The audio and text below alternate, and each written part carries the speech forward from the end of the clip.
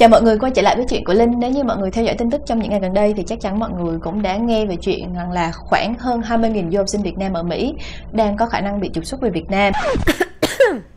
Xin lỗi mọi người, video này tính ra Linh dành cho tới thứ 6 tuần này. Nhưng sau đó thì chuyện này xảy ra. The Trump administration reverses course on its new students visa rule. It scrapped, ICE did, in fact, the directive after the government reached an agreement on a lawsuit filed by Harvard and MIT. Điều này có nghĩa là các du học sinh Việt Nam sẽ không còn nguy cơ bị trục xuất nữa. Linh cũng tính quay lại một clip mới, nhưng mà chắc mọi người cũng nghe ra là Linh đang bị viêm họng nặng. Linh đang suy nghĩ là không lẽ video phỏng vấn bạn du học sinh Helen mà Linh thực hiện tuần vừa rồi thì bị lãng phí sao? Nhưng mà nghe lại thì thật ra bạn ấy có rất là nhiều chia sẻ thú vị về cuộc sống du học sinh Việt Nam tại Mỹ trong cái thời điểm mùa dịch này.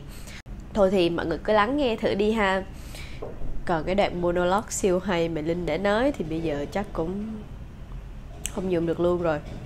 Anyway, mọi người cứ lắng nghe thử đi ha. Dạ, em tên là Trân, nhưng mà tên tiếng Anh của em là Helen. Em đi qua Mỹ được 3 năm rồi, và năm tiếp theo đây là năm học đại học cuối cùng của em. Em đang học 3 ngành, đó là Psychology, tức là tâm lý học, ngành Sociology là xã hội học, và Gerontology, tức là lão khoa. Hiện giờ ở Mỹ là cái dịch bệnh Covid-19 nó vẫn đang rất là hoành hành đúng không?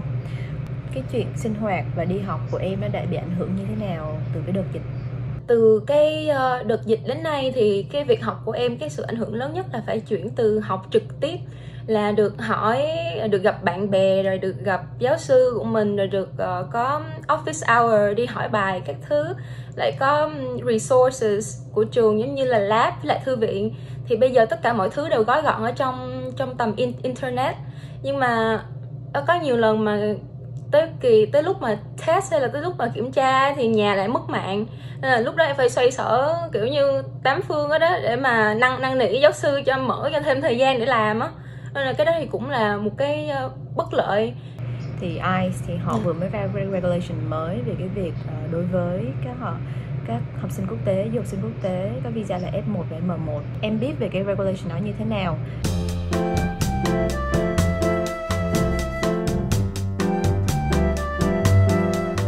Tức là một người bạn của em gửi thẳng cho em, lúc đó em vừa mới ngủ dậy, kiểu mắt nhắm mắt mở, xong mà em đọc cái thông tin đó. Đấy là nói tóm tắt lại cho những người chưa biết á, đại khái là cơ quan thực thi hải quan và di trú Mỹ là ICE thông báo du học sinh của các nước sẽ phải rời khỏi Mỹ trong trường hợp mà họ đang theo học, nếu như mà chương trình đó chỉ dạy trực tuyến vào trong mùa thu. Nếu mà du học sinh sinh viên muốn ở lại thì họ sẽ phải chuyển sang các cơ sở giáo dục khác vẫn còn dạy trực tiếp, tức là face to face. Thì lúc đó em đọc cái tin tức đó xong thì em cảm thấy hoang mang. Trước hết là hoang mang, em còn tưởng tượng tới cái cảnh mà chính mình bần thần lôi cái vali ra sân bay, bỏ sau lưng những ước mơ hoài bão của tuổi trẻ mà mình đã đặt một chân vào được rồi, vì đây là năm cuối cùng. Thế là em khóc, trời ơi, em khóc như chưa từng được khóc luôn. Chưa hết nữa, em lại nghĩ tới chuyện mà bố mẹ ở nhà đặt kỳ vọng vào mình á. Em còn khóc mà khóc dữ hơn nữa. Nhưng mà rồi sau kiểu như là cũng gần 1 tiếng hay là nửa tiếng gì đó khóc, thì em cũng bình tĩnh lại để mà liên lạc những người xung quanh mình. Lúc đó em vừa nhắn tin cho mẹ, em vừa khóc. Thì chị biết tin nhắn trả lời của mẹ em á là gì không? Tỉnh mà, trời ơi, thì thôi đi về thôi con. Đó. Còn bố em á thì từ những cái tháng mà chính phủ Việt Nam bắt đầu điều chuyến bay cứu trợ du học sinh là vào khoảng tháng 1 á, thì bố em đã tất bật chạy chỗ này chỗ kia để mà tìm cách đăng ký đưa em về rồi. Nên là em thấy thương bố mẹ, nên là phải tự nói với mình không có được đánh mất sự bình tĩnh. Một khi cánh cửa này đóng lại thì sẽ có cánh cửa khác mở ra cho mình. Chị có nghe qua rằng là có vẻ nhiều bạn du học sinh là tỏ ra hối hận khi mà sang Mỹ học, thì chuyện này là như thế nào, em nói chị nghe được không?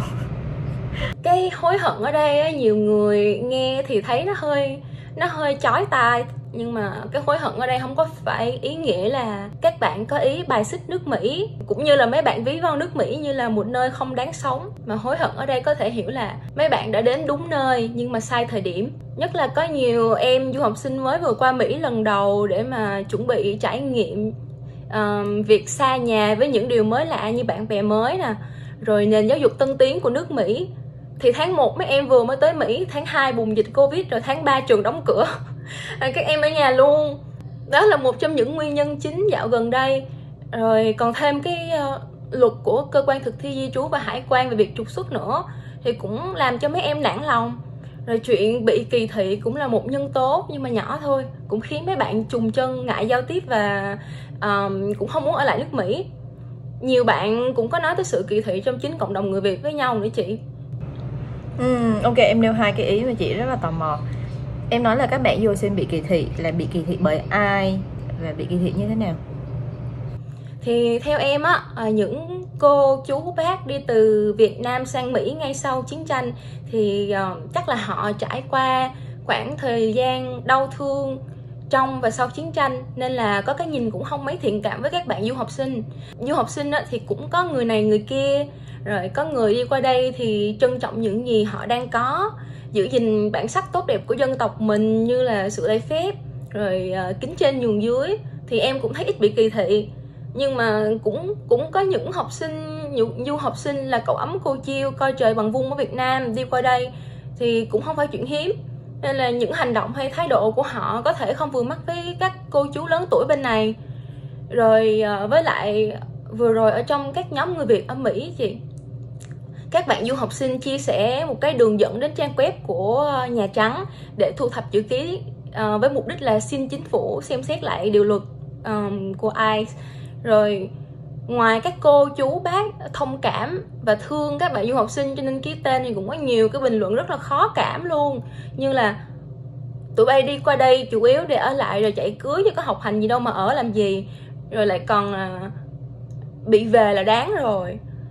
Rồi em thấy các bạn cũng hay phàn nàn về cái việc mà bị quy chụp là cộng sản hay cộng con á chị.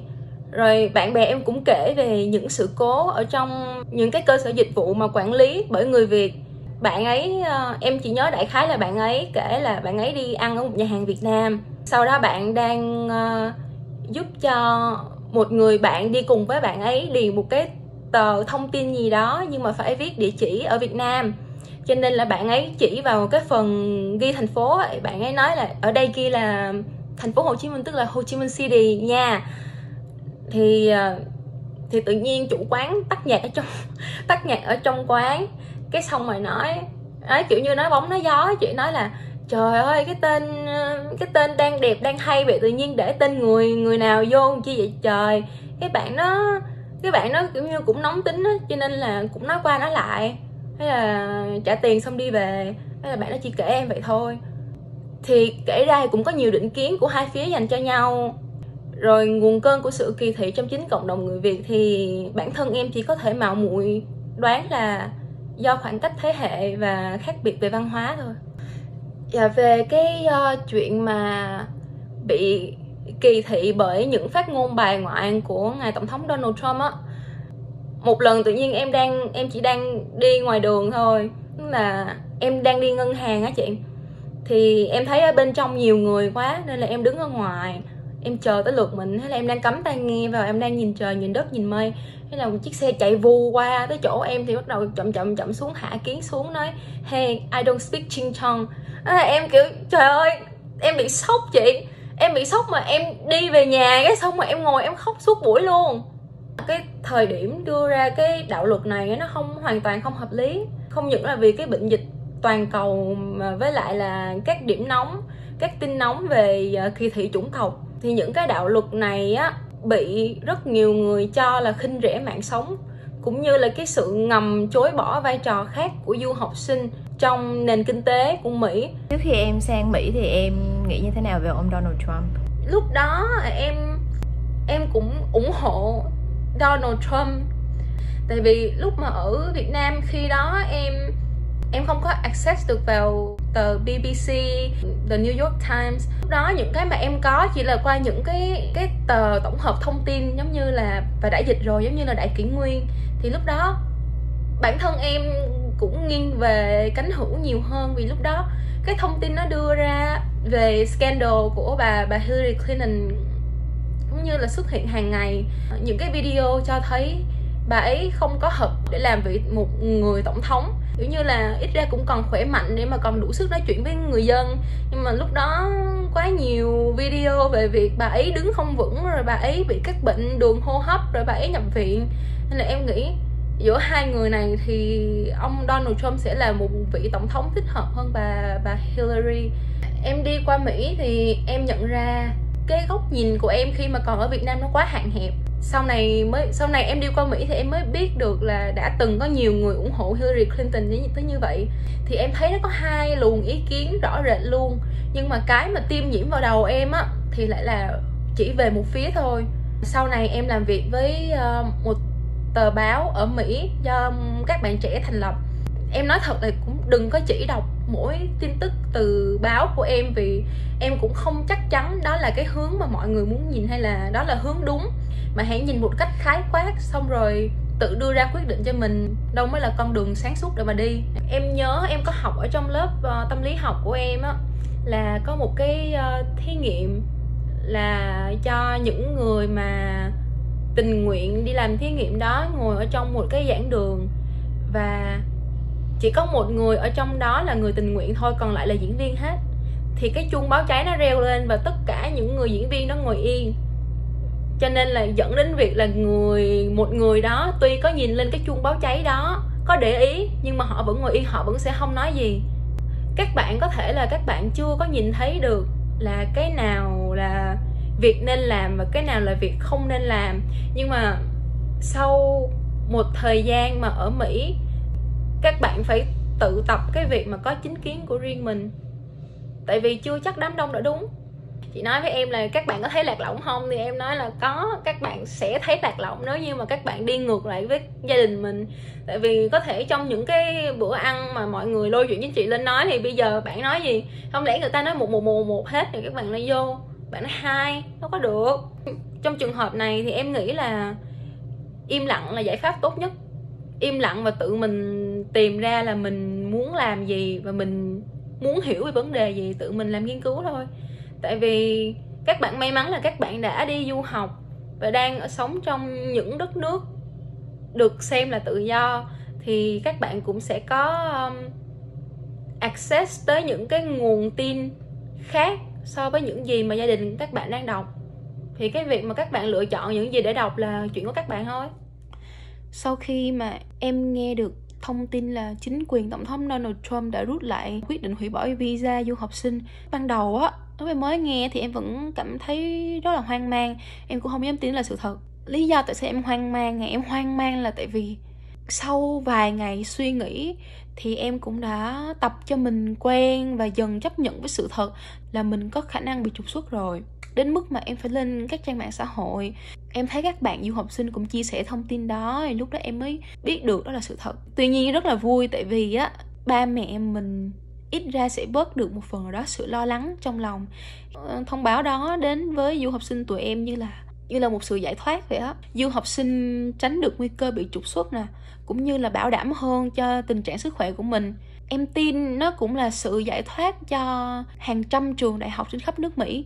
Đối với các bạn du học sinh đã đi về rồi, và các bạn du học sinh có dự định về mà đã đăng ký với đại sứ quán rồi á, bây giờ có nhiều bạn lại tỏ ra tiếc vì sẽ khá là bất tiện cho các bạn đấy để tham gia các lớp học vì lý do là trái múi giờ. Nhưng mà nhìn trên mặt bằng chung á, thì nó giống như là phe du học sinh tụi em vừa mới chiến thắng một trận chiến vậy á.